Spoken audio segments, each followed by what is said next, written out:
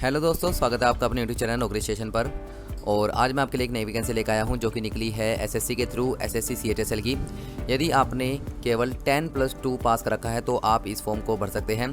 तो आज इस वैकेंसी के बारे में हम पूरी डिटेल में बात करेंगे। तो मैं आपको सारी चीज़ें बताऊंगा इसमें कि इसका क्या कोर्स रहने वाला है, क्या एग्ज़ाम पैटर्न है, कब से कब तक आपके फॉर्म चलने वाले हैं, कितनी फ़ीस है।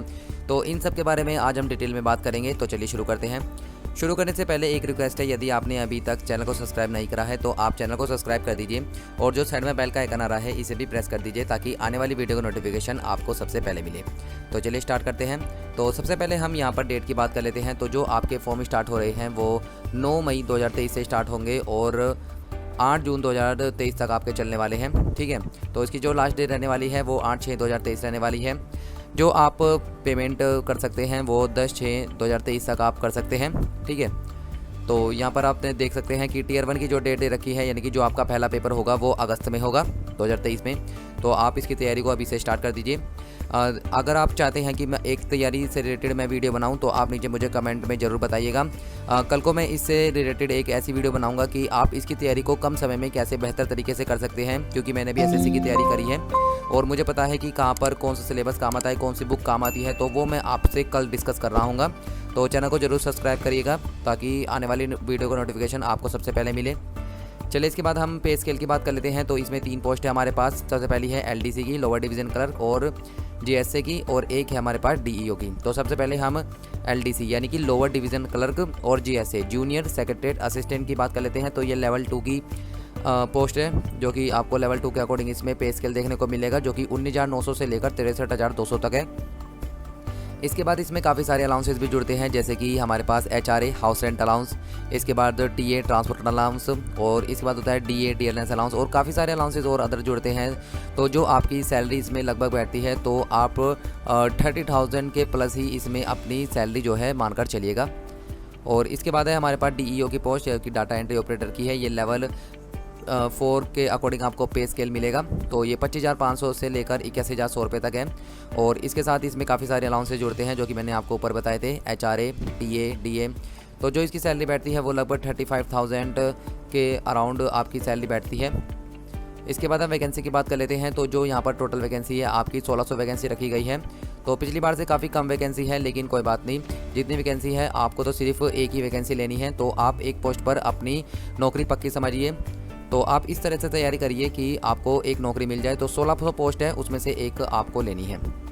इसके बाद हम रिजर्वेशन की बात कर लेते हैं। तो जो भी कैंडिडेट्स SC, ST, OBC और economical weaker section, EWS, ex serviceman, इन सभी में आते हैं तो उनको रिजर्वेशन दिया जाएगा। चलिए आगे बात करते हैं। इसके बाद हम नेशनलिटी और सिटीजनशिप की बात कर लेते हैं। जो कैंडिडेट इंडिया से है, नेपाल से है, भूटान से है, वो इस फॉर्म को भर सकते हैं। चलिए हम आगे देख लेते हैं। एज लिमिट की बात कर लेते हैं। तो एज लिमिट जो है 18 से लेकर 27 साल तक इसमें रखी गई है। यदि आप 2/8/1996 से लेकर और 1/8/2005 तक के बीच में पैदा हुए हैं तो आप इस फॉर्म को भर सकते हैं। बाकी इसमें कुछ छूट मिलती है। तो SC ST के लिए यहाँ पर 5 साल का रिजर्वेशन रखा गया है, और OBC के लिए 3 साल का, PWPD अनरिजर्व के लिए 10 साल का, PWPD OBC के लिए 13 साल का, PWPD SC ST के लिए 15 साल का, एक्स सर्विसमैन के लिए 3 साल का। ठीक है, तो बाकी आप यहाँ पर देख सकते हैं। चलिए आगे देखते हैं हम।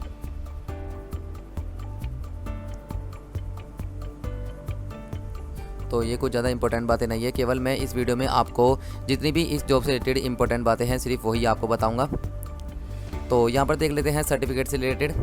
तो इन्होंने क्या रखा है कि अगर आपको यहाँ पर रिजर्वेशन लेना है तो आपको अपना जो है SC ST OBC EWS का सर्टिफिकेट जो भी आपका डिपार्टमेंट या ऑर्गेनाइजेशन से बनता है, तो डॉक्यूमेंट वेरिफिकेशन के समय आपको ये सर्टिफिकेट चाहिए होंगे।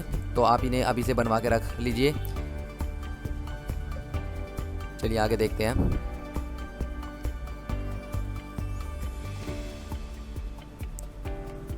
तो आप इस वैकेंसी को अभी अप्लाई कर दीजिएगा, क्योंकि इसमें 9 तारीख से ये स्टार्ट हुए हैं। तो 2-4 दिन छोड़कर आप इसे जितनी जल्दी हो सके उतना जल्दी भर दीजिएगा, क्योंकि फिर बाद में साइट जो है वो स्लो काम करती है और फॉर्म भरने में दिक्कत आती है। इसके बाद हम एजुकेशन क्वालिफिकेशन की बात करते हैं। तो जैसे कि मैंने आपको ऊपर बताया था, यदि आपने 12th पास कर रखी है साइंस स्ट्रीम से विद मैथमेटिक्स तो आप डाटा एंट्री ऑपरेटर को पढ़ सकते हैं। बाकी अगर आपने 12 पास कर रखी है तो आप LDC JSA और इसके लिए तीनों के लिए पढ़ सकते हैं। आप बस 12 पास होने चाहिए, ठीक है, इसमें कोई कंडीशन नहीं है। चलिए हम आगे बात करते हैं। तो हम इसके बारे में पूरी जानकारी इसमें प्राप्त कर रहे हैं। अभी मैं आपको इसका एग्ज़ाम पैटर्न भी आगे बताऊंगा कि किस तरह का इसमें एग्ज़ाम पैटर्न आता है और आपको किस तरह से तैयारी करनी है, किस तरह से आप इसमें अप्लाई कर सकते हैं। तो इनकी जो ऑफिशियल साइट है ssc.nic.in पर जाकर आप पहले अपना रजिस्ट्रेशन करिएगा और उसके बाद आप इस फॉर्म को भर सकते हैं। चलिए आगे देखते हैं। एप्लीकेशन फ़ीस की बात कर लेते हैं। तो एप्लीकेशन फ़ीस यहाँ पर 100 रुपये रखी गई है, जो कि हमारे पास जनरल, OBC और EWS कैंडिडेट के लिए रखी गई है। बाकी SC candidate, ST candidate, PWBD, ex serviceman और तो वुमेन कैंडिडेट, तो ये जो है ये यहाँ पर फ़ीस से बाहर है, तो इन्हें कोई भी फ़ीस यहाँ पर सबमिट नहीं करनी है। चलिए आगे देखते हैं। जो इसकी करेक्शन डेट है, यानी आपका फॉर्म में कोई भी गलती हो जाती है तो 14/6/2023 से लेकर और 15/6/2023 तक आप जो है फॉर्म को सही कर सकते हैं, इसमें करेक्शन कर सकते हैं। करेक्शन डेट इन्होंने दे रखी है। चलिए आगे बात करते हैं। एग्जामिनेशन सेंटर की बात कर लेते हैं। तो काफ़ी सारे इसमें रीज़न हैं। सेंट्रल रीज़न, इसमें बिहार और उत्तर प्रदेश आते हैं, ठीक है। तो आप यहाँ पर सेंटर देख सकते हैं, यहाँ कई सारे सेंटर दे रखे हैं। तो आप जिस भी स्टेट में रहते हैं और जो भी आपके पास सेंटर पास में है तो आप उसे भरिएगा। ईस्टर्न रीजन का है यहाँ पर। इसके बाद हमारे पास यहाँ पर कर्नाटक रीजन है, मध्य प्रदेश का है, नॉर्थ ईस्टर्न रीजन है, NR है नॉर्थ रीजन, जिसमें दिल्ली, राजस्थान और उत्तराखंड आता है। नॉर्थ वेस्ट सब रीजन है, साउथ रीजन है, वेस्ट रीजन है, वेस्टर्न रीजन है, ठीक है। तो जो भी आपके पास सेंटर पास में पड़ता हो आप वही भरिएगा। इसके बाद हम यहाँ पर एग्जामिनेशन की बात कर लेते हैं। तो सबसे पहला जो आपका Tier 1 होगा और इसके बाद आपका Tier 2 होगा, ठीक है। तो चलिए हम यहाँ पर Tier 1 के बारे में बात कर लेते हैं। तो Tier 1 में आपके पास 4 सब्जेक्ट पूछे जाएंगे। सबसे पहला है हमारे इंग्लिश, सेकंड है हमारे पास जनरल इंटेलिजेंस यानी कि रीजनिंग, थर्ड है हमारे पास मैथ्स और फोर्थ है हमारे पास जनरल अवेयरनेस। इसी में ही आप करंट अफेयर जोड़ लीजिएगा, ठीक है। तो आपको इंग्लिश लैंग्वेज से 25 क्वेश्चन देखने को मिलेंगे 50 नंबर के, जनरल इंटेलिजेंस और रीजनिंग से 25 क्वेश्चन मिलेंगे 50 नंबर के, क्वांटिटेटिव एप्टीट्यूड से भी 25 क्वेश्चन मिलेंगे 50 नंबर के और जनरल अवेयरनेस से भी आपको 25 क्वेश्चन मिलेंगे 50 नंबर के। और इसको सॉल्व करने के लिए आपको 60 मिनट का समय दिया जाएगा। 80 मिनट का कैंडिडेट उन कैंडिडेट को दिया जाएगा जो कि फिजिकली या मेंटली फिट नहीं है। चलिए हम आगे देखते हैं। तो ऑब्जेक्टिव टाइप आपके क्वेश्चन आने वाले हैं, मल्टी टाइप क्वेश्चन, जो कि मैंने आपको ऊपर बता दिया। नेगेटिव मार्किंग जो है 0.5 की इसमें रहने वाली है, 0.50 की, तो आप इस चीज़ को ध्यानपूर्वक देख लीजिएगा। इसके बाद हम Tier 2 की बात करते हैं। तो Tier 2 में हमारे पास 3 सेक्शन है, सेक्शन 1, सेक्शन 2 और सेक्शन 3। ये हमारे पास सेक्शन 1 है। सेक्शन 1 में आपके पास मैथ और रीजनिंग पूछी जाएगी। मैथ के आपके 30 क्वेश्चन हैं और रीजनिंग के भी 30 क्वेश्चन हैं। इस प्रकार से जो आपके टोटल नंबर ऑफ क्वेश्चन है वो 60 है। एक क्वेश्चन 3 नंबर का है, तो इस प्रकार से 180 नंबर बनते हैं। 1 घंटे का समय दिया जाएगा। इसके बाद सेक्शन 2 है हमारे पास। सेक्शन 2 में हमारे पास इंग्लिश है जो कि 40 क्वेश्चन है और जनरल इंटेलिजेंस है जिसके 20 क्वेश्चन है। तो इस तरह से 60 क्वेश्चन हो जाते हैं। एक क्वेश्चन 3 नंबर का है, तो इस प्रकार से 180 नंबर बैठते हैं। इसके लिए भी आपको एक समय दिया जाएगा, 1 घंटा दिया जाएगा। इसके बाद सेक्शन 3 की बात कर लेते हैं। तो इसमें आपका कंप्यूटर नॉलेज जो है एग्ज़ाम होगा, जो कि आपका ऐसे मानिए कि आप 45 नंबर का होगा, ये 45 मिनट का, ठीक है। इसके बाद एक चीज़ आप ध्यानपूर्वक यहाँ पर समझिएगा, जो आपका स्किल टेस्ट है वो DEO के लिए होगा और जो आपका टाइपिंग टेस्ट है वो आपका जो हमारे पास यहाँ पर LDC और GSC की पोस्ट है उनके लिए होगा, ठीक है। एक बार आपको फिर समझा देता हूँ मैं, यहाँ पर इन्होंने पूरी तरीके से दे रखा है। सबसे पहले हम सेक्शन 1 की बात कर लेते हैं। तो सेक्शन 1 में आपका मैथ्स और रीजनिंग आएगा। इसके बाद आपका सेक्शन 2 खुलेगा, इसमें आपका इंग्लिश और जनरल अवेयरनेस पूछा जाएगा। और सेक्शन 3 है हमारे पास कंप्यूटर नॉलेज टेस्ट और स्किल टाइपिंग टेस्ट, ठीक है। तो चलिए हम आगे बात करते हैं, बाकी आप समझ गए होंगे। यहाँ पर देख लीजिए आप, there will be negative marking of 1 mark. तो जो हमारे पास सेक्शन 1 में, सेक्शन 2 में जो आपकी नेगेटिव मार्किंग रखी गई है वो 1 मार्क की रखी गई है, यानी कि अगर आप एक क्वेश्चन गलत करता है तो आपका 1 नंबर काट लिया जाएगा, ठीक है। सेक्शन 3 जो है वो कंप्यूटर नॉलेज है, ये आपको देना जरूरी है, मैंडेटरी है, बट क्वालिफाइंग इन नेचर है। इसका फाइनल मेरिट से कोई भी रिलेटेड नहीं होगा, ये केवल क्वालिफाइंग नेचर है। चलिए हम आगे बात करते हैं। इन्होंने यहाँ पर दे रखा है, देखिए skill test, typing test will be qualifying nature. चलिए आगे बात करते हैं। तो काफ़ी अच्छी पोस्ट है, आप इसको ज़रूर भरिएगा। तो डाटा एंट्री ऑपरेटर के लिए आप देखें यहाँ पर जो आपका टाइपिंग स्पीड मांगी गई है वो 8000 वर्ड मांगी गई है 1 घंटे में, यानी कि जैसे कि 15 मिनट का ये पेपर है तो आप 2000 से 2200 की डिप्रेशन आप करेंगे, ठीक है।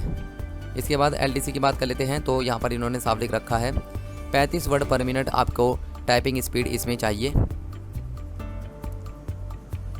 चलिए आगे देखते हैं। तो यहाँ पर सिलेबस दे रखा है, तो इंग्लिश का सिलेबस यहाँ पर आपको देख रखा है। देखिए एंटोनियम्स, होमोनियस, एंटोनियम्स से सिनोनियम्स, स्पेलिंग और idiom phrases, one word substitution, direct indirect, narration और जितने भी इंग्लिश में आपके टॉपिक आते हैं, नाउन, प्रोनाउन, एडजेक्टिव, प्रीपोजिशन, ये सब देखने को आपको मिलेंगे। जनरल इंटेलिजेंस यहाँ पर आपका दे रखा है, ठीक है। तो आप मैं जो ये नोटिफिकेशन है इसका लिंक मैं आपको डिस्क्रिप्शन में दे दूँगा, तो आप वहाँ जाकर ध्यानपूर्वक पढ़ेगा। कल को मैं इससे रिलेटेड एक वीडियो बनाऊंगा कि आप इसकी तैयारी किस प्रकार से कर सकते हैं। इंग्लिश की तैयारी आप कहाँ से करेंगे, जनरल इंटेलिजेंस की तैयारी कहाँ से करेंगे और मैथ्स की आप तैयारी कैसे करेंगे। जैसे कि मैथ्स में पूछा जाता है यहाँ पर number system, algebra, geometry, mensuration, trigonometry, तो ये सब आप कहाँ से बेहतर तरीके से कर सकते हैं। तो कल वो वीडियो डालूँगा मैं, तो आप उस वीडियो को ज़रूर देखिएगा। जनरल अवेयरनेस है, इसके बाद यहाँ पर सब कुछ दे रखा है, आप देख सकते हैं, ठीक है। ज्योग्राफी, इकोनॉमिक्स, हिस्ट्री, कल्चर, ठीक है। टीयर 2 में भी आपका सेम है, जैसे कि आपको मैथ्स पूछा जाएगा। तो जो मैंने आपको ऊपर बताया था वही है सेम, बस थोड़ा सा जो है लेवल का फ़र्क पड़ जाता है। तो आपको लेवल किस प्रकार से ठीक करना है और आपको बेसिक से लेकर एडवांस तक की तैयारी कैसे करेंगे, ये कल की वीडियो में आप देखेंगे। तो चैनल को ज़रूर सब्सक्राइब कर लेगा। चलिए हम आगे देखते हैं।